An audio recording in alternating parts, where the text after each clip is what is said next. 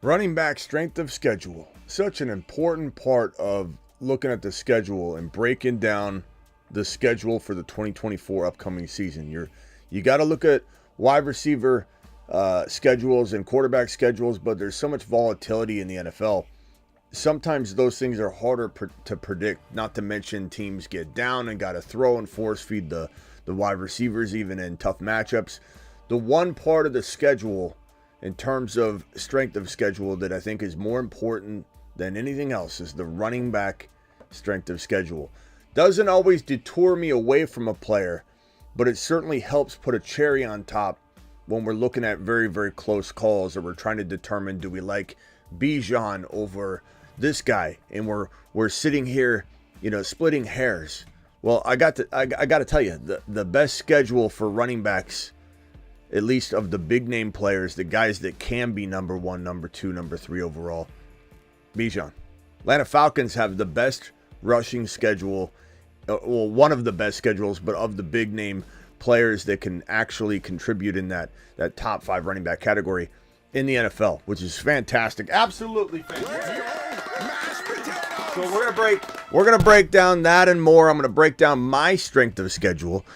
You may hear things like this and that, and the Falcons are number 5, number 4. I've got my strength of schedule, and I'll tell you how I calculate it. For the most part, there's some certain things I throw twists and turns into it, some considerations, but for the most part, I feel like people don't do strength of schedule in fantasy football the way they should. I do my own. It's all on thefantasyfootballshow.com, which you can get by going to thefantasyfootballshow.com. Use code DRAFT to get 10% off. Let's break down Bijan Robinson and the running back strength of schedule right now on the channel. The Fantasy Football Show begins now. File on in. Live from the FantasyFootballShow.com studios. It's the Fantasy Football Show. Live! Monday through Friday, 8 p.m. Eastern. Smitty is also live whenever news breaks. Live whenever news breaks. Live when we got to break down schedules. Live when we're doing drafts. Live when we're doing anything here on the channel. Live Monday through Friday, 8 p.m. Eastern, on top of all that. But here we are, talking about the strength of schedule.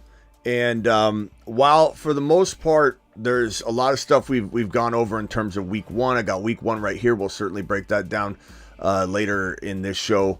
But let's jump right to the running back overall strength of schedule.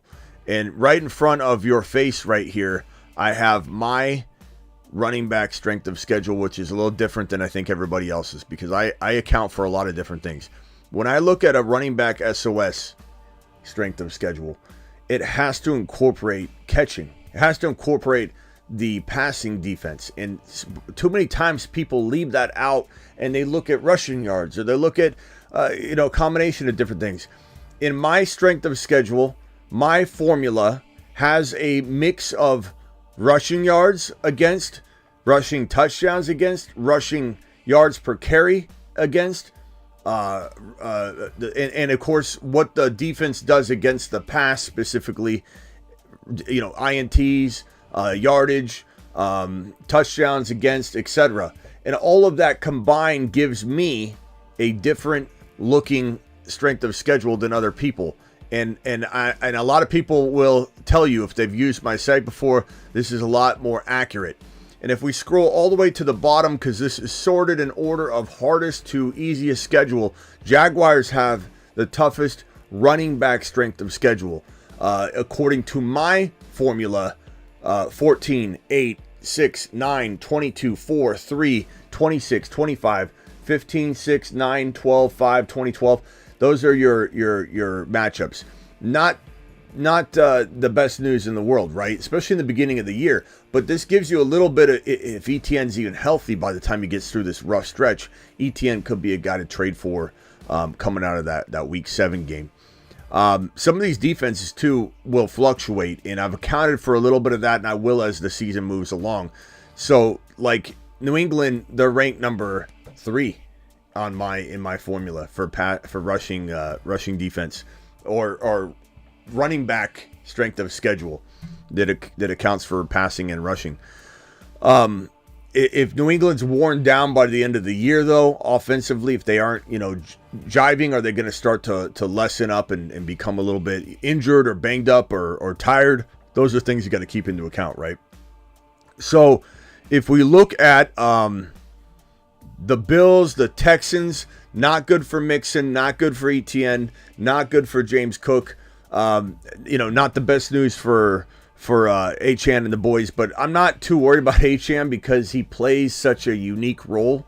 I think everything's going to be okay at the end of the day once we start getting past this, like 4 or 5. The thing that when you see like these teams that are like 4, 5, 6, 7, they're so close. It's neck and neck right here. Jaguars and Texans are the ones I'm really concerned about. Bills, we'll see. And again, everybody's volatile. All of these defenses can change. Even in the case of the Bills, the Arizona Cardinals are 30th. They might be a lot better this year. And so the Bills defense the Bills running back strength of schedule could even be worse, than this. But, not what you wanted to see for Achane and the boys. Not everybody's going to have an amazing schedule. The Rams don't have the most amazing schedule because they face, the Niners twice. But what if the Niners fall apart? If the Niners defense gets banged up, if the Niners defense isn't as good as it was last year, according to my data and everything that I compiled from last year was some consideration of this year, and that will change as I consider more. And I see these defenses evolve in the offseason. They were the number one defense against the run. It wasn't shocking. I knew they're going to be in the top 5, but they did come up number 1. So that's from last year, bringing it into this year. Number 2, who was number 2? Number 2 was Baltimore. Baltimore was number 2. Okay, so Colts, JT, got kind of a tough draw. Kyron, got a somewhat tough draw, but 6 isn't the end of the world. You don't want to be 1. You don't want to be 2. As you get closer to 10, not as big of a deal. Not too much worried about anything past this. So I'm really more worried about this top part. A little bit on the Miami Dolphins side, a little bit of worry there. As I get down to the Jets and Lions, not even concerned. This is you're breaching outside potentially the top 10, especially with defenses changing. When we go back down to the bottom is where it gets really, really critical and important because what players? Derrick Henry has a great schedule for running backs, catching and receiving, catching and rushing, and Jonathan Brooks as well. And Jonathan Brooks, you look at Jonathan Brooks's situation here, he's got a lot of opportunity, some soft matchups walking into the beginning part of the year when he's still trying to get on his horse. So that's great news. 32, 31, 27, 20. This is a soft rush schedule for the Carolina Panthers. So Jonathan Brooks should have a real good kind of soft intro to the NFL. Bears have a good potential rushing schedule. Barkley's got a solid one. But again, after you get through the top, like I'd say, 5, 6, 7, it starts getting very close and you're splitting hairs. You really are almost splitting hairs at this point. So Eagles have a pretty decent schedule, and then it just gets really, really, really close, neck and neck. You're talking about like everybody being within like a point or two of this calculation. In this calculation here on the far left column next to the team name is their essential average across the board of all the metrics, meaning that they are averaging 17 overall out of 32 teams. So this average is very close. 17.56, 17.69, 17.75, 17.88 out of 32 teams. So it's neck and neck. What you love to see, though, is Bijan sitting there at the bottom. Pittsburgh, look, they're going to be a tougher D, though. So some of these things, like I said, they're going to get better or worse depending on the personnel that's left or come into the situation. So Bijan's got a phenomenal stretch. Take a little gander down at the end of this for let me see here. Hold on, I just deleted that. Take a look at this for Bijan. Hold on.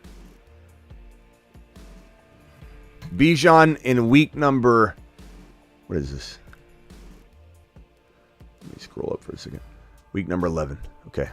So Bijan week 11. Bijan week 11. Look at this. 31. Denver. 28 LAC. Now, they may get better, they may not. They're obviously not good according to the data from last year, and carrying it over and factoring some things, they'll get a little better. But 31, Denver. LAC, 28. Minnesota, 15.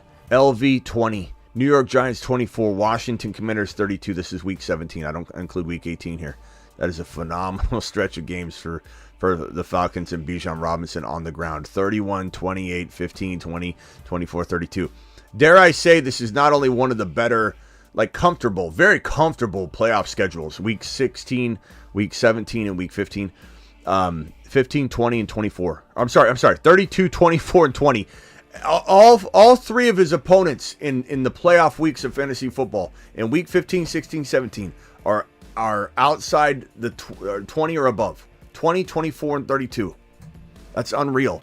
A little bit harder beginning to his season. Not in weeks 1 and 2, but 13, 10, 11, then 19, 29, 11, 7, 10, 31. Then it goes on his tear. Bijan Robinson to the freaking moon. Bijan Robinson is going to have, in my opinion, easily 2,000 total yards, 70-plus receptions, 14 to 15-plus total touchdowns, and just an absolute rip of 5.5, 5.4, 5.3 yards per carry, at least 5.0 yards per carry, 5.0 to 5.5 yards per carry. He's going to be ripping them off, and he's got a fantastic schedule. Derrick Henry, again, he doesn't catch as much as you would like.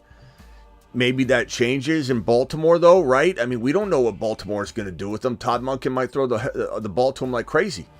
So I kind of like the idea of maybe seeing this overall PPR and between the tackle strength of schedule that I provide here on this channel. I like the idea of seeing Henry catching more balls with this schedule. And if he doesn't, it's still very good against the run alone. But this is, again, factoring in everything. Jonathan Brooks already mentioned. Barkley, I love it. So those are probably the things that jump out the most are Barkley. It's not a tough schedule. Bijan to the moon. Jonathan Brooks, amazing schedule, especially if he does start the year and he's kind of like coming on slow. And then what was the one at the top that we didn't like? What was that again? Oh, Jaguars, ETN. Yeah, ETN, Mixon, and James Cook, kind of a concern. Dolphins running backs, tough to say.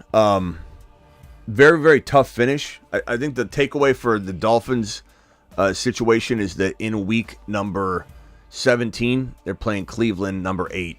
Week number 16, Dolphins are playing San Francisco, number 1.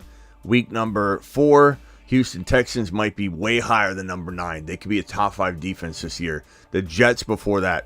New England before 2 games before that. Green Bay is a decent matchup.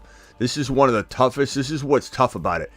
Dare I say, maybe trading away Dolphin players, maybe trading away, I don't want to say trade away Achane, but if you kick off the year on fire with Achane in the rushing attack, because this is a fantastic beginning of the schedule, who cares about that 3 matchup and that 6 matchup, especially if New England's not playing well offensively. This is a great start for the Miami Dolphins. 21, 6, 29, 12, 3, 22, 30, 6, 23, 20. And even if you were to take it down to the 26 matchup here, this is where it could get really scary. Now, Achane is the one guy I feel is kind of immune because he's such a playmaker and he can break off any run at any moment. So, and not to mention, things happen. Defenses get injured. Again, the Niners could unravel.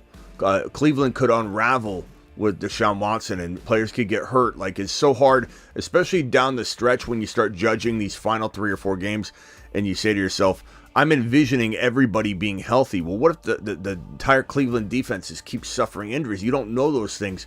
But I would say that the Dolphin running backs, at a glance, may be a good sell a little bit past midseason.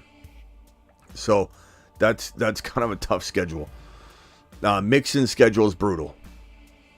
James Cook, also brutal. JT, brutal. Kyron, you could say brutal, but again, as you get deeper and deeper in, it's less and less impacting. Not worried about Hall, not worried about Kyron, not worried about Gibbs. Kind of a little bit worried about Achane just at the end of the year. And that's kind of the takeaways. But Bijan to the freaking moon. ETN's a big concern. And Jonathan Brooks to the moon. Those would be my initial running back reaction, strength of schedule from your boy Smitty, found at thefantasyfootballshow.com. Get your year-round fantasy football fix. And that's really what this show is going to be about today, is breaking down the schedule, talking about the schedule. You call into the phone line and you don't have a schedule-related question, we might just hang up on you. Call into the show. Call into the show. Dial in. Appreciate you all being here. Yeah, Superfish just got. Did you just get here? No, you've been here, Superfish. How do you feel about your schedule, Superfish? That is a rough schedule for the run, at least. I'll be breaking down the pass later. We'll be looking at that. But really tough rushing schedule for the Miami Dolphins. It's mainly that end, though. It's not the beginning. The beginning, Achane's going to be ripping off long runs. It's just going to be such a tough dilemma. Like, what do you do? Do you anticipate with that really rough, just absolutely brutal? Let me see if I can pull it up again. Absolutely brutal finish to the year for the Miami Dolphins. If you hit this week number 14, are you worried about playing HN, or are the Jets playing awful defense? I doubt they are. The Texans, maybe the Texans aren't as good as we think they could be on D. Maybe they make plays, but maybe they still give up tons of yards. Tough to know. And then again, Niners are so, I would say, not deep at a lot of different positions, and this is a big concern for them. Like, even on offensive line, each year, cornerback, they're always kind of like next man up and coaching up players and getting them to play well. But the Niners could get injury riddled, and Deshaun Watson, this quarterback situation, could wear this defense down to a nub. So that's why I'm saying, like, let's take it as it comes. Nobody should be trading Achane now when he's going to blow up with this stretch of games right here. Miami Dolphins, I venture to say the Miami Dolphins have one of the better first halves of the season in terms of rushing schedule against. Okay, so understand there's some good here. It's just a crazy amount of top 5, top 10 defenses right here in this stretch. 3, 5, 9, 1, 8 that may or may not be that good when push comes to shove. So tough to know, but definitely something to keep in mind. Donnie's celebrating his 1-month membership. Do you factor in rushing D for running QBs too? A little bit. Not as much, because some of that stuff is hard to predict, and there's a lot of randomness to some of the big games that a quarterback can have, and some quarterbacks are just going to run all over everybody. The Fantasy Football Show, you're live. Who's this, and where are you calling from? What's up, Smitty? This is Kalik from Texas. Kalik? Yes, sir. How do you spell that? Kalique. Okay, what? Kalik from Texas. What's up? Hey, man. Like, I'm running a PPR league, right? Should I do? I'm just because I was looking at your schedule, but like, I was gonna say, should I do a robust RB with Derrick Henry, Bijan, and Gibbs, and 2 receivers and tight end, or should I do receiver heavy then running back? Best player available, my guy. Best player available. Always best player available. You're never going to hear me say, go wide receiver, bro. Or go running back. Never going to hear me say that, ever. So, it depends who's on the clock, bro. Like, you have to take the best player available. You start drafting positions, you're leaving value on the table.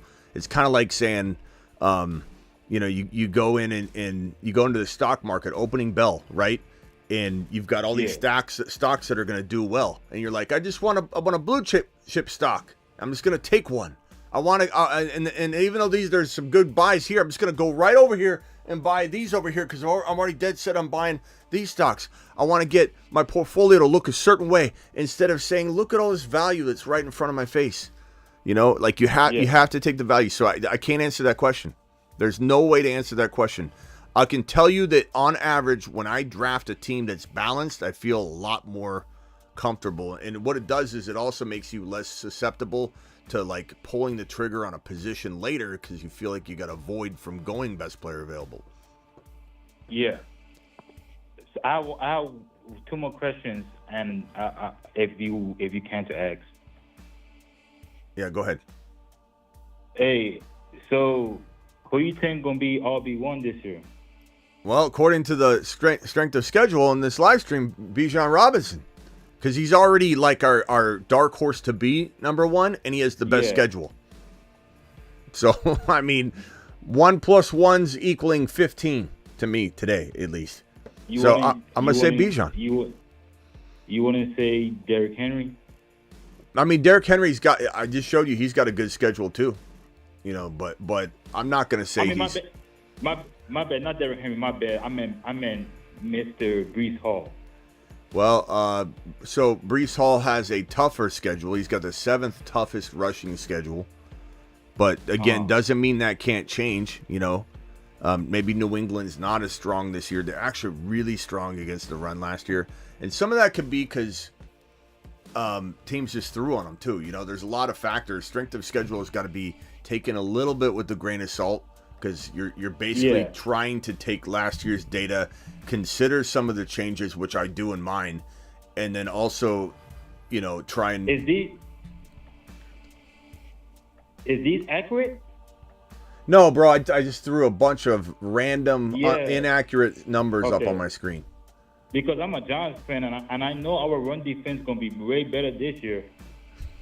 You say these accurate? Are you throwing up things? Are you throwing up real content, or are you just throwing up fake stuff? No, I was just letting you know. But and I have one more question too. Yeah. So go ahead. I don't know how you feel, but I love Anthony Richardson this year. Yes. I just don't know why. I don't think you watch my show very much. I want you to watch more. I'm not trying to say that in a negative way. But you called into the Bijan Robinson video, and you want to know who my number 1 running back is, who has the best schedule. You want to know if I'm putting up accurate stuff. And then you want to know if I like Anthony Richardson, who we've been pumping up all season long, my guy. The SATURN man. He's on a shuttle to Mars. Look, bro. Mars man. Of course I'm live every day. I'm live every day. You turned on you turned on one video, and of course you saw a video that happened to be about Hurts and Mahomes, and they're 2 of the biggest deals in fantasy. Plain and simple. You'll hear me talking about them a lot. But there's other content on the channel. I'm just saying, I can tell you this is like one of your first shows, which is great. I love you being here, bro. I love you being here. I'm just saying, like, we definitely love AR5 here. We definitely love AR5. Yeah, because I feel like he have a way more upside this year than Hurts to me. No, but I love both of them. I love both of them though. You're not going to hear me complaining about you predicting AR5 to be top 3 or 4. That's why we got him on the Mars man list. Have you seen my Mars man list, bro? So what's the difference between Mars and Saturn? Well, Saturn's further away, so it's got a little bit more prestige, right? So Saturn means like you like gonna be the number 1 overall player? No, it just means that you're a little bit more secure. A lot of the guys on the Saturn list are bigger names, so they're not as like, you know, risky. But I'm sorting the big dogs in importance, you know. Like I got Kyron, I got Achane, I got Gibbs, I got Hall on there, and then you got Drake London on there. Who? Drake London. Yeah, he's on the Mars man list. Hey, I love me some Drake London this year. I don't know why. I feel like he gonna do something this year. Yeah, he sure is. All right, bro. Appreciate you, Khalid. Call me again. I appreciate Smitty. Yeah, keep watching, bro. Watch more shows later. Yeah, right. You just remember my name, Khalid. I got you in here later. I'm gonna keep calling in. Okay. All right. What's up, Bruce? Bruce is loose. What's up, my guy? Yeah, you know, living the American dream. I got a question. I love that guy. strength to- I love that guy. He's like, "Are these numbers you throwing on the screen accurate?" Oh, yeah. No. I mean, I try to throw up the most inaccurate content I can. The phone number's wrong. The numbers are wrong. The promo code's wrong. Go ahead. Go ahead, Bruce. What do you think of Breece Hall strength of schedule? Is it decent or is it like? Well, as I just showed on it, you might have missed it. It's number 7. I did. It's number 7. Now, it's not the end of the world because, and this incorporates receiving and running. My strength of schedule is different than anybody's. This is a all-encompassing, and there aren't any running backs anymore, but like Henry, who's now going to Baltimore with Todd Monken, who might throw to him more. There's really no running backs that aren't like PPR monsters anymore. There just aren't. So strength of schedule should never just be about running. So this incorporates everything. And according to my data and the way I calculate it, the Niners are the number 1 team against the run walking into the year. They could get hit with injury. They could get hit with a bunch of things. Some of the factors involved here, like I said, New England teams throw on New England more than they run on New England, and so some of that data could be a little bit skewed in that teams just aren't trying to run the hell out of the ball on them. There's some of those factors involved, but the Jets have the number 7 running back schedule. So passing to the RBs, running, all of it combined. But there are some teams on here that could potentially be worse than they were last year. There's also some teams that we think could be better that might get worse. I mean, that we think could get better. So tough to know. I think the one thing I would say with Breece Hall is that the beginning of the year is a little rougher than the end of the year. He's got a tough Week 17 matchup, Breece Hall, against the Buffalo Bills. But the Bills can be, it just depends on if they're banged up. Like, you don't know. It's so late in the year. I kind of like the idea of the harder part of the schedule being at the end of the year because teams will be banged up. They could be hurt. It could be a whole different team. So the Niners, even any team facing the Niners, like the Dolphins face the Niners in week number 16, the semifinal week. They could be, who knows what they're going to look like on D in that week. So take it with a grain of salt, especially when they're like 7, 8, 9, 10. I'm not worried. Even the Rams at 6, not worried. Jets at 7, not worried. Lions at 8, not worried. You're looking at how close these numbers are. 14. This is actually a tie between the Dolphins and Colts. Rams 14.69, and that number is what they on all these factors and facets that I talk about: passing, yards per carry, receiving touchdowns, rushing touchdowns, receiving yards, rushing yards. All of those factors involved. All of those factors involved are incorporated in this strength of schedule for RBs, and the number on the second column there is their rank against the 32 teams. So the Rams are 14.69, the Jets are 15.13, the Lions are 15.38, the Seahawks are 15.44. It's super close, bro. It's so close that like literally you take 1 week out and put in like a mediocre number instead of a top like 5 number, and it could flip them to like 15 or 16. So it literally needs to be taken somewhat with a grain of salt. I think that this thing should identify a few things, and then and then from there, like you take everything with a grain of salt. When something like this ETN having potentially the toughest strength of schedule, that should concern you a little bit, and Bijan having the easiest one, that should make you pretty happy. Henry having a pretty easy one. Jonathan Brooks having an easy schedule against defenses in terms of receiving and running. And then having what is arguably one of the better beginnings of the year while he's kind of getting right is important to note. Like, things like that are better to look at than the overall,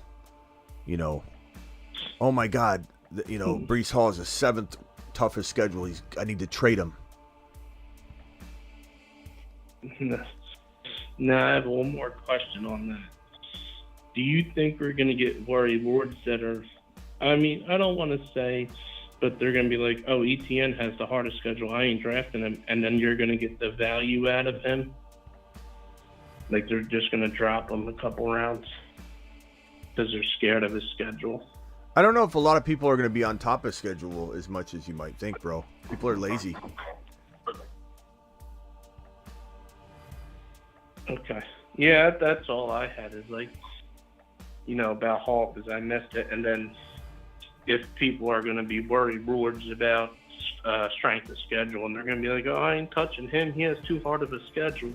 Well, I think the only people you should be like saying that about are ETN and then like Mixon right now, and then maybe James Cook. I'm not worried about. I mean, you could say that about Mostert if you wanted to, but at the end of the day, again, there's different ins and outs of this thing right here. Like for the Dolphins, they have an amazing beginning of the year, so I'm not going to be worried about drafting any Dolphin running backs because they have one of the better schedules for the first half of the season. They just have overall the 4th toughest running back strength of schedule. So maybe you make a trade and trade away Mostert before he gets hurt. So Mostert has a very easy schedule for one. I mean, this game's not easy, but we're just going to count how many games until we start getting panicked, right? So 1, 2, 3, 4, 5. I mean, these are 2 tough matchups, 6 and 3, but 20, 21, 29, 12. So 1, 2, 3, 4, 5, 6, 7, 8, 9, 10. So 10 weeks of football, 9 games because they have a bye week where the Dolphins are I'm not worried about it one single bit. For 9 straight games, I'm not worried about the Miami Dolphins' strength of schedule. And maybe by this time, all these teams are banged up. Maybe New England sucks on defense because their offense can't get it going. Maybe the Jets, God forbid something happens again. They might not, maybe they're just not as good against the run. Maybe they're just so good against the pass, but they start really giving up chunks of yardage and teams just start running the ball on them. Maybe Houston is big playmaking type ability, but doesn't really shut anybody down. In San Francisco, like this could be, at the end of the day, in hindsight, the Dolphins could have the best strength of schedule for running backs. It's that volatile. It is really that volatile. So don't consider too much with this. Even if let's say, like even ETNs, like look at ETNs. ETN has a very tough beginning, 14, 8, 6, 9, 22, 4, 3, but then it opens up. Then he's got one of the best second half of the season strength of schedules against the run, or for running backs. 26, 24, 15, 6. So if he stays healthy, or in some weird scenario where Etienne gets hurt really early and he sits out 4 or 5 weeks and he comes back and he has this easy ass schedule from week 8 on.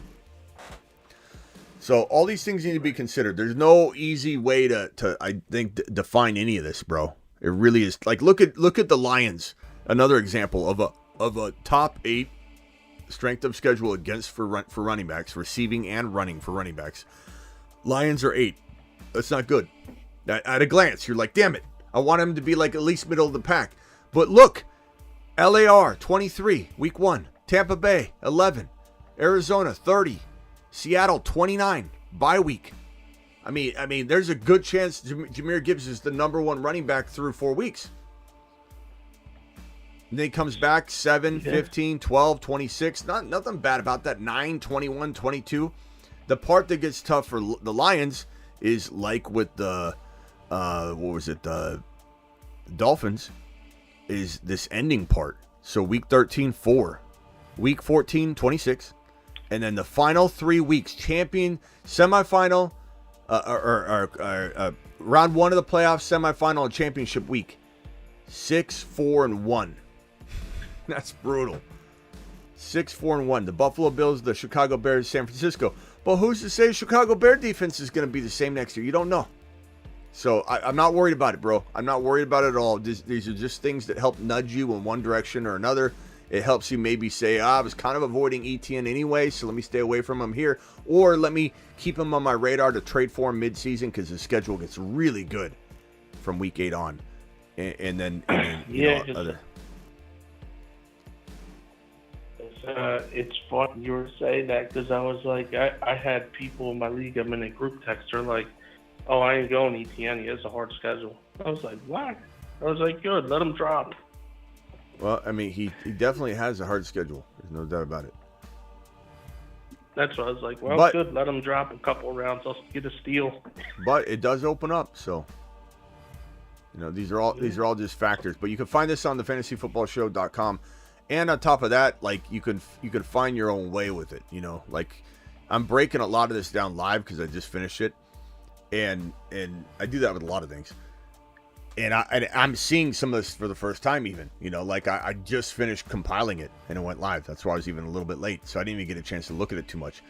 But looking at it, I'm devising all these plans. Like, okay. If I do have Mostert and he's popping off, I'm gonna sell him early because he has a tough schedule. I'm not worried about Achane with a tough schedule. I just think he's too big of a playmaker. But I'm worried about Mostert, but not at the beginning of the year.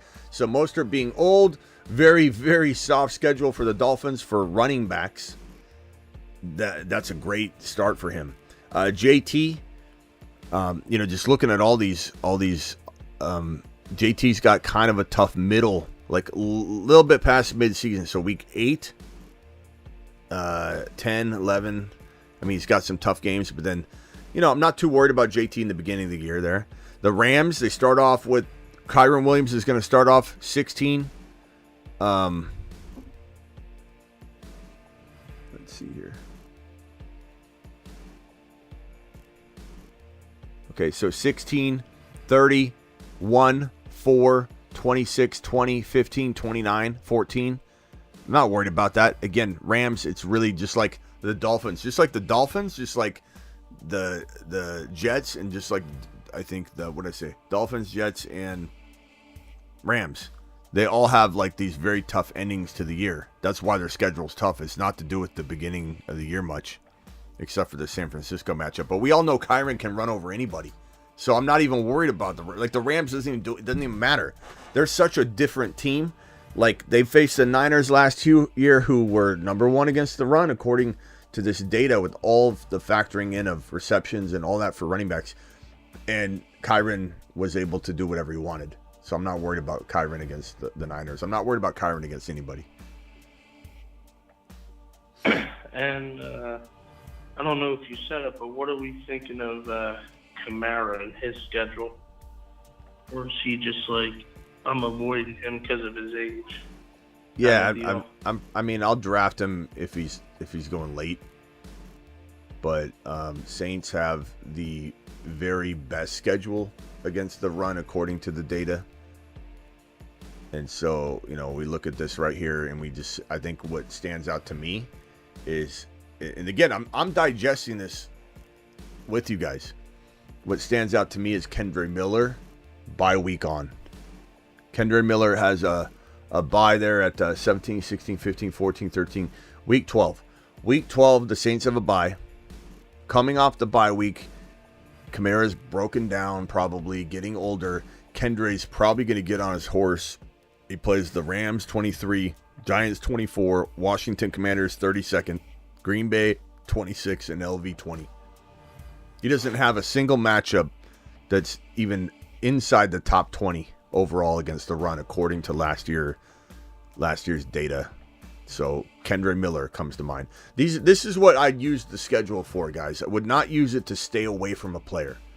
I would use it to find more ins and outs of, hey, this is crafty. Hey, in weekly winners, I'm going to build my team. Like, look at the schedule here. Look how fantastic it opens up. Look how tough it is for Miami in the beginning of the year. For Breece Hall at the end of the year. Miami at the end of the year. Breece Hall at the end of the year. Like, figure out, or in Best Ball Mania, you're trying to figure out championship week, your playoffs. Like, keep these things in mind maybe, but don't let them make you stay away from a player. Bijan, London, Kyle Pitts, Kirk Cousins, Penix Jr., all these things are fantastic. All this is fantastic for those guys' value. I mean, they have a great schedule across the board. Falcons across the board, not just for running backs. The tight end strength of schedule is fantastic for the Falcons. Falcons are going to go to the moon. Their schedule is so amazing, especially down the stretch. Like, look at that down the stretch for the for the Falcons. This is why Bijan's going to go on a mother freaking tear. 29. Let me click this. Hold on. 29, 11, 7, 10. Okay, 11, 7, 10. Oh, it's, that's not like a cakewalk, but that 29 right before, I love it. Then 31, bye week, freshens up, gets healthy. Comes out of the bye week, 28, 15, 20, 24, 32. Bijan to the moon. Bijan's going to go on a monster tear. 100 yards rushing a game maybe during that stretch. Maybe that's when he starts having that massive 170-yard rushing total, on a game once in a while. I can see Bijan having 172 yards and 2 touchdowns in a game. Rushing. All right, hang tight real quick. Let me get these super chats out of the way. Smitty, you're on the clock in the private draft. Okay, I'll take a look, bro. Thank you, John.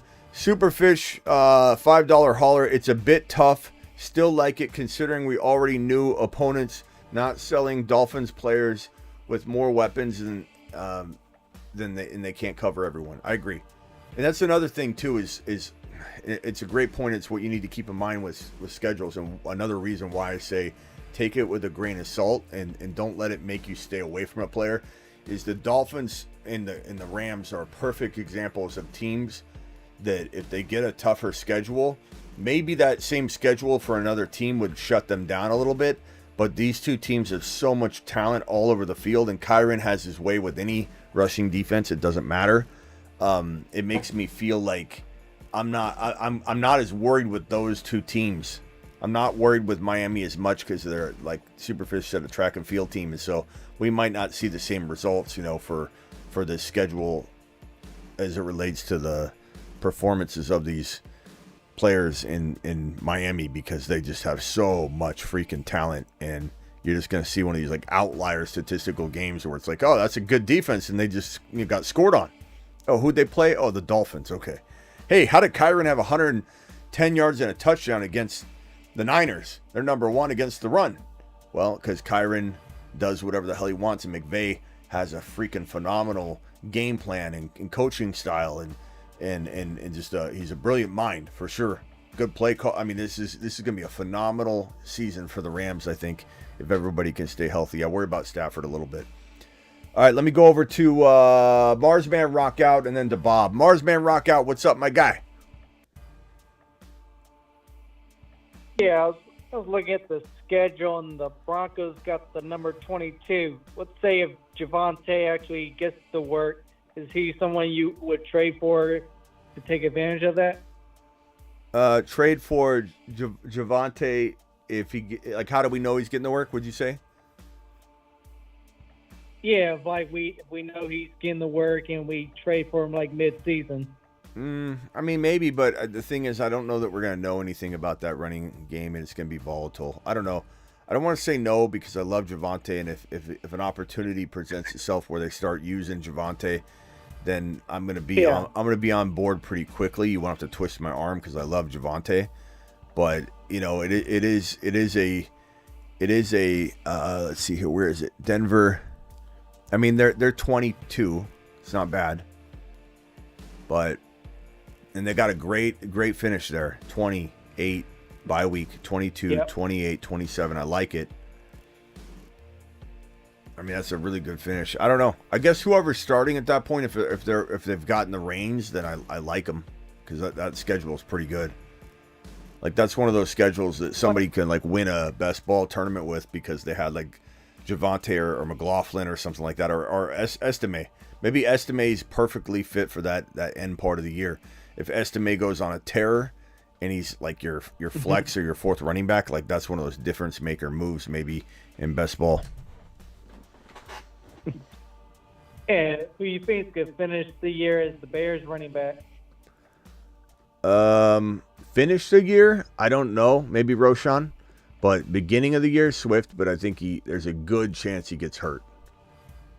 Yeah.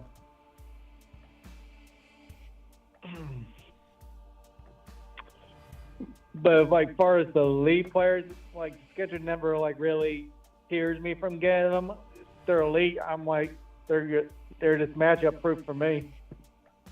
Yeah. Calvin Krim with a $5 holler. Hey, Smitty, keep in mind Cowboys lost DQ. Yeah, the defense is going to give up a lot of points. Eagles play them week 17. Hurts might. I don't disagree with any of that. I think that they also added a lot of pieces too. They had a pretty good draft aside from the running back debacle. So there's like a give and a take. You know what I mean? Like you're gonna have some additions, you're gonna have some subtractions. Same thing in Miami. Miami lost a lot of players, but then like gained a lot too. You know, they did a good, like there's a lot of teams that did a good job bringing players in, even if they lost players. And there's teams that didn't do a good job in free agency, but then drafted okay, like Dallas, but then didn't bring in a running back. So it's like, I don't know what to make of Dallas, to be honest with you, but I feel like the Dallas Cowboys are a lot more opportunistic in getting big plays. You know what I mean? I think that they can give up a lot of yards. They can give up a lot of touchdowns at times. They're not a defense that I think locks down everybody like you're facing them. Remember wasn't it the Ravens like 4 years ago or 5 years ago? Maybe it was 3 years ago, where if you faced the Ravens, you got 38 yards max running the ball. It was like they were so good against the run. I want to say it was like literally a 30-yard game. You couldn't breach like 38 yards. I don't feel like there are any defenses like that right now. Also, another thing to factor in is field position this year is going to be a lot better across the board. Everybody's getting the ball almost near the 50-yard line. You know, so strength of schedule, what's it going to even mean, man? Is it going to be just completely, what's the right word for it? Just there's no parity. Like I don't know. Is it going to be just completely even Steven type? Looking in the middle range, you know, like the 10 to 20 range, which is kind of close anyway. Is it just going to be a big cluster trying to figure out who's 10 and who's 25? Because it gets really close on that data. You're talking about like somebody's 14.33 out of 32 teams on the year, and then 8 spots later you have 15.88. It's like very close margins. So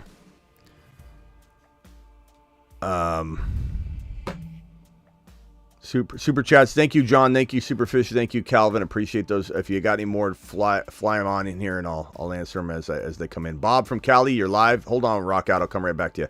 Bob from Cali. Bruce, are you still there? Bruce hung up. Bruce, where'd you go? What's up, Bob? Hey, Smitty, can you explain the chart for those that may just be like tuning in? I obviously know what it is, but I just want other people to know. And can you give me your thoughts on the Chargers? Explain the chart? You mean my strength of schedule chart? Correct. Yeah, I mean, so my strength of schedule is about not just the run. And a lot of people will use like the running back strength of schedule and it be just rushing yards or whatever. Mine's receiving yards. It takes into account receiving touchdowns. It takes into account a bunch of different factors from the passing game. And then it takes into account yards per carry, rushing touchdowns, rushing yards, and some stats from last year. And then it'll start, I'm going to try and keep this updated and it evolve, you know, with the potential changes. We'll see how easy that's going to be during the season. I think I'll be able to do it. But I don't know that it'll be in this format. It might just be a ranking. It might, because keeping all these, adjusting everybody perfectly, I don't know. We'll see if I can do it, but I don't know that I'll be able to keep it in this detail and have it evolve like this, but I'll definitely have like a defensive ranking as it evolves.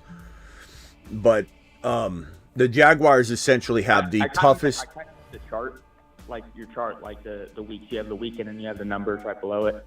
Some of the people watching may not know what those are. Yeah. You have the numbers on the left side via RBs, and then you have all the weeks going from 1 to 17, So each number underneath each team is the rank against the run. So Buffalo 6 against the run.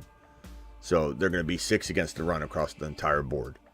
So anytime somebody's playing Buffalo, they're facing the 6th best rushing defense according to this data that's powering this chart. Chicago's got the 4th best defense against running backs. Not just the run, but running backs. That's receiving, that's rushing. There's all those factors in it. Again, everyone's strength of schedule is going to be different because people do it different. Some people do it off of winning percentage only. And then people are just like, oh, that's your strength of schedule. Okay, good. And they don't know what it's like kind of made of. But this one's all about statistics for running backs and running back specific like categories. So the Bills have the 3rd toughest schedule. And the number in the second column, as I mentioned earlier, is the strength of schedule total against 32 teams. So the Jaguars are the 12.88 ranked team out of 32.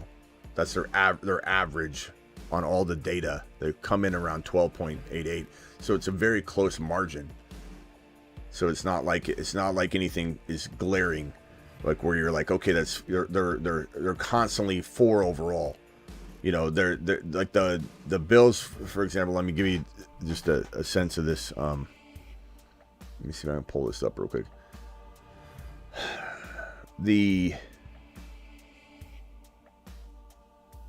Hold on, let me read this off.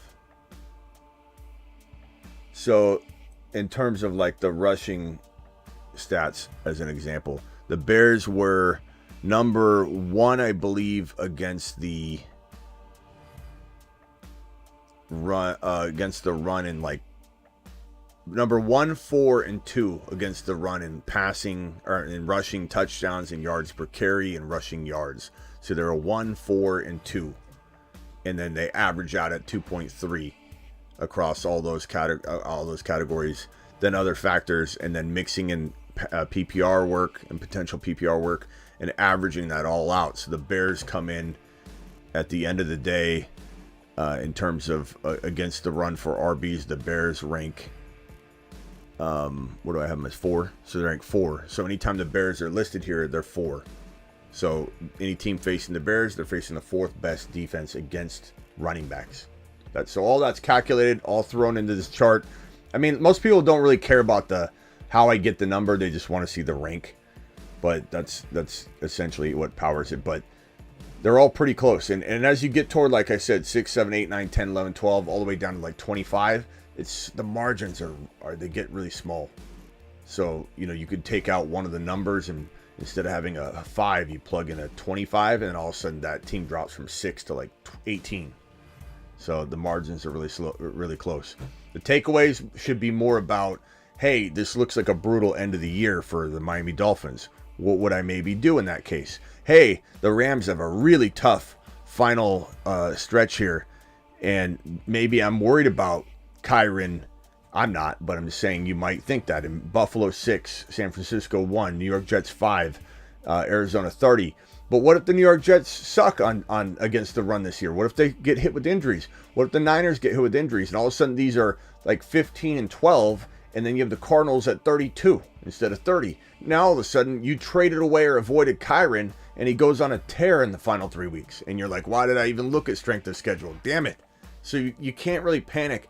The only thing I would say is, like, in many cases, I almost don't look at the negatives as much as I look at the positives. And what I mean by that is, when you're watching the combine, I don't let the negatives influence me, or some of the extreme negatives maybe. Like if you're the bottom category of everything, like what's his name? What's that guy's name? Spiller, the Los Angeles Chargers running back. Spiller was at the bottom. Isaiah Spiller, he's awful. He's awful in college, in my opinion. He was awful at the combine, and he's awful in the pro. Like he was at the bottom of every category. So when you're at the extremes, it kind of helps you, right? That's why we looked at the strength of schedule just now, and we said Bijan's at the very bottom, meaning he has the best schedule for all running backs, and then you had ETN at the very top. So the extremes can kind of tell you, paint a picture. But I don't let Keon Coleman's bad 40 time make me hate him. Because if you look at other data, he had the highest yard, or he was the fastest running back on the field during the gauntlet drills, miles per hour wise. So like, there's all kinds of things that, I don't let that 40 hurt him. But if a player I liked a lot and I needed some more evidence, I wasn't quite sure what I felt, goes out and has an amazing 40, I'll let that maybe help him in my mind. So I think that with the strength of schedule and the combine, let things kind of help assist you into confirming what you might be thinking about a player. but don't let it talk you into anything. Don't let it make you draft John Ross because he runs a fast 40 time. You never even planned on drafting him before then. That's when you're making mistakes. It needs to assist you. It needs to help you kind of go in a direction you might have already been going. It shouldn't change your mind at all. The strength of schedule shouldn't change your mind, and it shouldn't send you in a direction you weren't going to go. So as the combine, these should be assisting tools to help tell a story that you're already trying to tell. Like, not confirmation bias. You got to be careful because it's a fine line. But if, let's say, like Breece Hall, you think he's the man, he looks the part, you're watching all the film, and he goes out and has one of the best combines in recent memory for running backs, and you're like, damn, it just puts the icing on the cake. You see a guy go out like, I don't know. Like Jalen Wright or Jalen Wright. We like Jalen Wright. He's super fast, super strong, and you're kind of worried about a few things. But he goes out and has the fastest 40 time in the first 5 yards of the 40, and then now you're like, this guy can hit the hole quicker than any other rookie running backs that are coming out. So you get excited about that. Like, all those things should be helpful. Not, oh, I didn't like Jalen Wright, now I'm going to draft him number 3 overall for running backs when I was never going to draft him. So same thing with strength of schedule. Do not let it change your mind. Do not let it send you in a direction to take a player or avoid a player just because of the schedule. I appreciate the lengthy explanation. I'm going to have to start asking you simpler questions, because every time I ask a question, you go like 4 or 5 layers deep, man. Yeah. Well, maybe. I appreciate that. I mean, you asked like twice for me to clarify. You were like, hey, no. Some of the people want a more detailed explanation. There you go. What else? Do you think there's a possibility that Kamani takes Gus's job? And is the Chargers' strength of schedule for RBs, is that desirable this year? Well, I mean, I watched games. I'll be honest, I watch a lot more college games than I do NFL games, because there's fewer primetime college games than there are NFL games, so I can't watch them all. And every time I watched Michigan, it was just, I think it was Donovan Edwards and then Blake Corum, back and forth, all day, every day. That's why JJ not doing so hot in Minnesota right now, because the entire offensive scheme was based off the run and the run alone. And I just would like to get some clarification on the LA Chargers run game this year. Yeah, so I made it abundantly clear that I am drafting Vidal standalone. I don't want anything to do with any of Gus Edwards or J.K. Dobbins, because they're both walking injuries. It's an all ACL and Achilles running back crew. I don't know how in the hell anybody can justify those two signings. They both came from his brother. How ironic is that? It's weird. It's wild. It doesn't make sense. It can't possibly be on talent. Like, because how do you come to the conclusion you're bringing in both of those running backs that come with massive injury risk, and they're both your brother's runners? It doesn't make. That's why I don't agree with everybody on what's going on in LAC. They have a middle of the pack schedule. It's kind of all over the place in terms of where the good spots and bad spots are. But again, I would take it with a grain of salt, because you're right in the middle. So if you're ranked in the middle, I don't even really worry about it, because it's you could go either way. And so I'm not going to sit here and go, oh, the final weeks he's 18, 13, 11, 31, 3. It's kind of all over the place. And week number, whatever that is. So 2, 18, 13, 11, 31, 3. Those are his final weeks against the run, rank against the run. That's all over. I think at some point Vidal, maybe double-digit weeks or even earlier, midseason, is in there starting. And he might not even be starting because he took the job. He'll probably get a shot because everybody's banged up. And then I think he does do well with it. He's a pretty good prospect. And like you said, they run the ball well. So if Vidal can stay healthy, he'll probably eat. I'm not going near Gus. I'm not going near JK. I don't care where they are. And on my cuff board, I'm drafting Vidal alone and not cuffing him to the Charger running backs. I'm just drafting him. I'm just poaching him from the Charger running back owner before they have a chance to draft him. But I love him. I'll take him. Win a league value. Deep in a draft, I'd say in a grandma league, no one's even going to know him. No one's even going to pick him. If you're drafting with Aunt Edna and Uncle Buck, they don't know who Vidal is. There's no way. And on Underdog, promo code Smitty, probably one of the more unique players to get on your roster. I think everybody kind of likes him, but you get him on your roster as that potential difference maker that if something happens and pops, it's gonna separate you from, thousands of teams and just put you in a different little tier. Just like Isaac Guerrero. Like take Guerrero, take Vidal. Those are really cool, deep players to grab. Shipley too. And then that way, if something crazy happens, you're going to be one of, there'll be a lot of people that have them on their team, obviously, because they're getting drafted in every draft. That means one team's always going to, but will the crafty owner have them? Will you be in a pool of people that you'll just more than likely have a better team than if you've got Vidal and that happens, or Guerrero. So, and Guerrero might not get drafted. Vidal will get drafted. Guerrero probably will, but sometimes he doesn't. Thanks a lot, Smitty. All right, later, bro. Rock out. What else you got?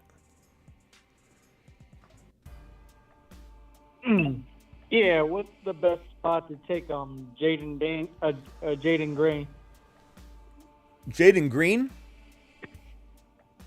I mean, Reed. Reed. I like Jaden Reed a lot. Best spot to take him, bro. That's a tough one. I would probably say... Like what round? Yeah, it's a great question.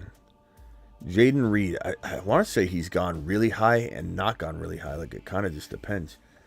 Jaden Reed. God, is he going this high? Hold on. Where's he at? Maybe he's going later. Okay, Jaden Reed. What? He's been going around like the 5th or 6th round. Oh, that's good. That's good. 50, 60 overall. Wide receiver 34. I like that. The players around him, Worthy above him, McLaurin above him. I like those guys. Kirk above him. I'm taking Jaden Reed over Kirk. Keenan Allen, I'm taking Jaden Reed over Keenan Allen. Amari Cooper, look, that's debatable, but I might take Jaden Reed. Okay, below Jaden Reed, Hollywood. I'm torn on that one, but I probably lean Reed, although I might split it. Mm-hmm. Adunze, I probably split it. One league I'd want Adunze, one league I'd want Reed. Ridley, probably same thing. Addison, probably same thing. So he's right there. I mean, he's in a cluster of players I really like. Keon Coleman, I kind of like Keon Coleman as much as I do Jaden Reed in a way. So I'd probably split that too. And then Brian Thomas Jr. So he's in the middle of a bunch of great players that are very similar. So I wouldn't say he sticks out like a sore thumb there. I think he fits in nicely though. Cool. Rock out, my man. Yep, appreciate it. All right, bro. Call back if you got another. Yep. All right, let's see here. We got Co33 dropping a super $5 hauler. Appreciate you. What defense are you high on? Raiders signed Wilkins. My top options are KC, Raiders, Buffalo, Steelers, Dolphins, Texans, Bears. I'm kind of like KC's pretty decent, bro, but Buffalo's fantastic. I really think the Steelers are going to be really good this year on D. I also think the Texans are going to be, they just were ranked, like you can get them so much cheaper. They can be your backup defense if you even have a backup defense. I'm not saying that I would always draft a backup defense. I'm just saying if you got huge benches or something, but man, that's a tough one, bro. That is such a tough one. Let me look at last year's finishers too, because I'll be honest, like I'm a bit curious on some of these defenses and where they finished last year. Like I want to look where the Texans finished in fantasy. They were not great. They were 2023. They were 16, middle of the pack. That's a little higher than I thought. I think they could climb from 16 to like top 5 to 8. Top 5 to 8 probably. But Buffalo was like 3rd in most formats last year, bro. Like, how do you go away from that? KC was was solid, right? But they were like 10 to 13. Dolphins were like 6-7. So the Dolphins ranked a little higher than KC. They're probably a smarter pick there. I guess at the end of the day, and some like the Bears, but we'll see what happens with the Bears. Fantasy wise, they weren't like, they were pretty good in terms of statistics and holding RBs down. But the Bears finished really badly in fantasy. So I wouldn't go near the Bears. I would say Buffalo. And where was Pittsburgh last year? Pittsburgh was number 12. And they could have a really, really good year. They could be a fantastic sleeper defense. Yeah, I don't know. I probably lean Buffalo, and then it's kind of a tie between Pittsburgh and the Dolphins. And then I want the Texans like as a deeper sleeper, but it's a really good question. Buffalo's probably safest, I would say. I guess.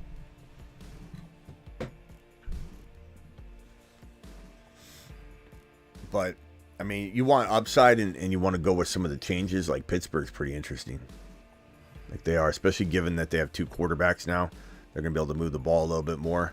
They're going to be intriguing on D. And Houston, you know what? Does anybody want to put their balls on the table and go Houston? Is that crazy? I mean, they were 15-16. Is it crazy?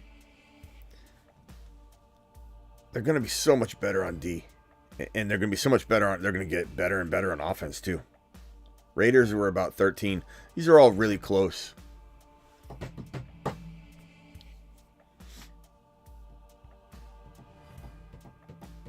Yeah, Superfish makes a great point. You didn't list the Eagles here. If the Eagles are there, that's my number. I really think the Eagles are going to bring the fire. I really think they're going to be a top 5 defense, and they're going to score a lot of points, but that's me. Safety, Buffalo, Pittsburgh, Dolphins. High risk, Philly, if they're there. Then Houston, if you want high risk, high reward. Here are some results. Ziggy. All right, anything else, guys? We'll be back to do a draft. How many people we got in here? 200 total. We got 133 from YouTube. Let's hit the phone lines for a little bit longer. Usually we say we might wrap it up and then we go another hour and a half. So don't expect the show to end yet, but we might start. Let's get a few more phone calls and see where it goes. What are your thoughts on the running back situation and running back schedules for the Raiders, Eagles, and Cardinals? Raiders, Eagles, and Cardinals. Okay, Raiders, Eagles, Cardinals.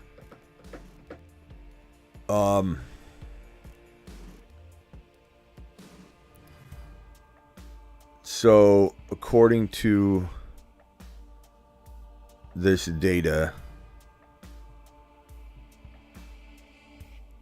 the Cardinals have a really nice schedule against the run, or against running backs. And, assuming if New England doesn't explode, on offense, the defense could be a lot worse this year. It's tough to say. So at the end of the day, coming off the bye week, if Benson's in the lineup, Benson's going to go on a tear in these final weeks. I love it. I love the Cardinals' schedule. What was it? It was Eagles and Raiders too, right? So Eagles are right here. Eagles are 25th. That's great. 26, 18, 10, 11. Saquon Barkley's going to go on a tear. Absolute terror. And as mentioned before, Dallas, I mean, who knows what Dallas is going to be at that stage in the game too. Week 17. This could be a really, really big playoff push for Barkley. Heading into the playoffs, he'll be going up against the 19th ranked run D, according to this data. Then 17, then 32, then 7. But again, I don't know if that'll be 7. Starts off hot against Green Bay, and then Atlanta. 18, 10, 11, no top 10, no inside top 10 matchups in the first 4 weeks. Then he gets a bye week. So Barkley's going to be fresh as hell, man. And then the Raiders, you said? They were 26. Raiders have a great schedule. And look at the ending part of their schedules for Zamir White if he's healthy. 31, 13, 11, 18, 21, 10. Not bad. You know, what you don't want to see is what we're seeing with the Jets, where they're facing... Oh, no, the Jets are only facing... That's right, the Jets only have a tough Week 17 matchup. We're not worried about that. I mean, I think Hall can overcome that. What we don't like to see, which can be overcome as well, but the Rams getting that 6, 1, and 5, and 30. But all it takes is this 1 or 5 to turn into a 12 or a 15. It's like it doesn't matter. You know? Dolphins, it looks tough, but who knows what it's going to be. Dolphins have 26 ranked defense, 5, 9, 1, and 8 to close the season. So the final 3 weeks are 9, 1, and 8, all inside the top 10. But that might not be the case when push comes to shove. Houston could be playing worse. Cleveland could be banged up. The Niners could be banged up. Who the hell knows? That's why you can't freak out and have a knee-jerk reaction. Thank you for the super chat, John. Strength of schedule is kind of like a piece of data sometimes you wish you never met. Because if you react to it in weird fashion, you could live to regret it. Okay, so if you take anything away from today's show, I want you to take that away. I want you to take away, if you're going to be a nervous Ned and you're going to overreact like Oscar to this data, I want you to forget you ever saw this episode. Because I'd rather you go blind into it than overreact to it. Because nobody knows what these defenses are going to look like week 5. I can almost guarantee you that when we pull up the week 5 data at some point, it will look nothing like that list. Because teams will have improved in the draft. You will think some teams improved and they will get worse. Or teams that you thought would remain well or decent or solid ended up suffering major injuries and they suck right now. Or somebody loses their quarterback and their defense gets worn down into a nub. So I'd rather you never consider strength of schedule than to over consider it, because you might walk away from the winning team because you're a nervous Ned about a stupid strength of schedule grid that has some value to it if you read it carefully and you extrapolate stuff from it in a very careful and delicate fashion. Kind of like, hey, maybe I trade this guy away.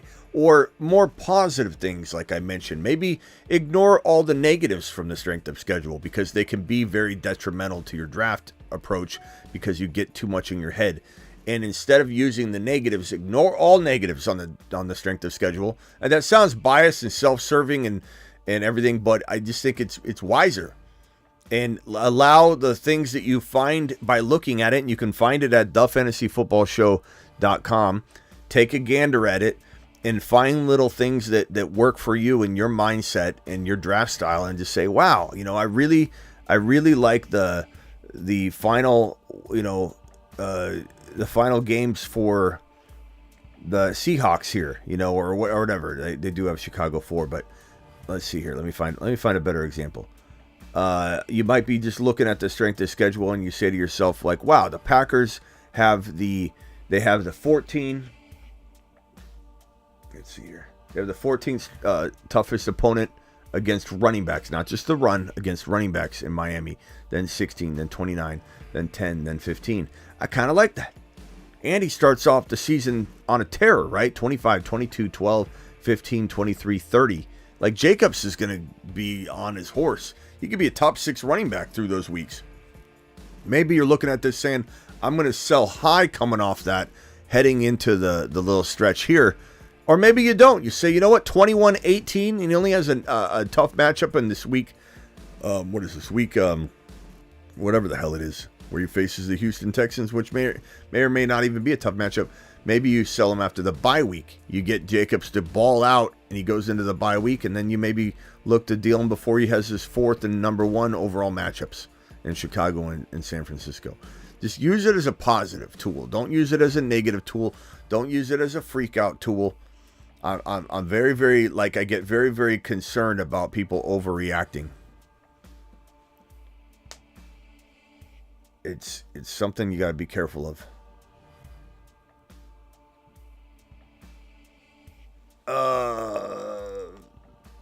D-Town says strength of schedule mid-season. Yeah, much more helpful than preseason. You kind of know what teams are at that point. You know, mid-season, you got a lot of data. It's a big pool of data to sample. Right now, it's like you're sampling last year's numbers. It's fun. We got to do it. But we're sampling last year's numbers to try and predict how these teams that are complete new coaching staffs in a lot of situations, a lot of new players. Some have left, some have come. You know, Philly brings in 2 cornerbacks. Like, we're not accounting for all of that yet in this data. So anybody facing Philly now has a tougher matchup, and maybe some of these guys that are ranking low that we don't love are now ranking higher and have tougher matchups because Philly's gonna freaking go on a tear on defense.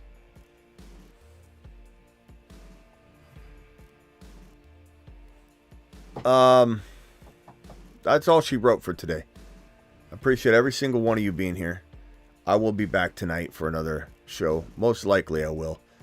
And if there's any breaking news especially, but we'll probably be back to do a weekly winter draft, I imagine. And if there's breaking news, I'll at least drop a private draft link. So I'll see you all later. Appreciate you. John, yes, I'll get to my draft here in a second. Thanks for watching. You can find the strength of schedule on my website at thefantasyfootballshow.com. So get on over to thefantasyfootballshow.com and you can have this data to pick through and figure out your situations that work for you and what helps you potentially make sense of the strength of schedule in a way that doesn't make you a panic Peter, doesn't make you miss drafting an amazing talent because you're freaking out. You're freaking out and you're making a bad call. Don't be a bad call, Bobby. John with a $2 hauler. Will Hurts take TDs away from Barkley? I think the offense will be so much more efficient and potent in the short field position, getting the football back quickly, all that stuff. I'm not worried about it. I think whatever Hurts takes from Barkley and Barkley takes from Hurts, the offense will be so potent that it'll make up for everything. So don't worry about that. I wouldn't have any concern about that. I mean, it's something to think about, something to talk about. Is there risk? I guess, maybe. But I'm not too worried about it. I mean, he could throw some footballs to him too, you know? Especially Kellen Moore is coming in as OC now. So it's going to be a different offense. Even though Hurts hasn't checked down a whole lot, he just runs it. He's probably saying, you know what? Me checking it down to Swift or Miles Sanders or whatever is different than checking it down to Barkley. Let me get it to Barkley. Let him do the work. Like, it's going to be a little bit of a different mentality. And not to mention play calling. All right, see you all later tonight. Excuse me, Jalen. Reporter Randy here from the Take a Lap Times. Do you know you're currently a 3rd to 4th rounder in fantasy drafts? 3rd to 4th rounder?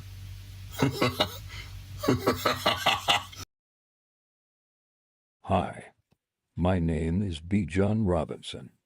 I like long walks on the beach. And, well, I also like scoring.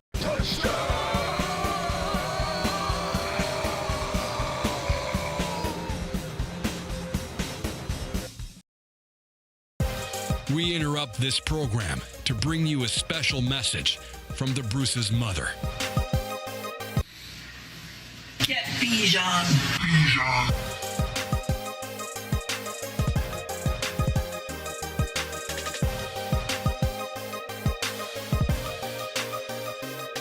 Your Bijan card has been revoked. Live Monday through Friday, 8 p.m. Eastern, every single Monday through Friday. I'll catch you all later tonight. Thank you.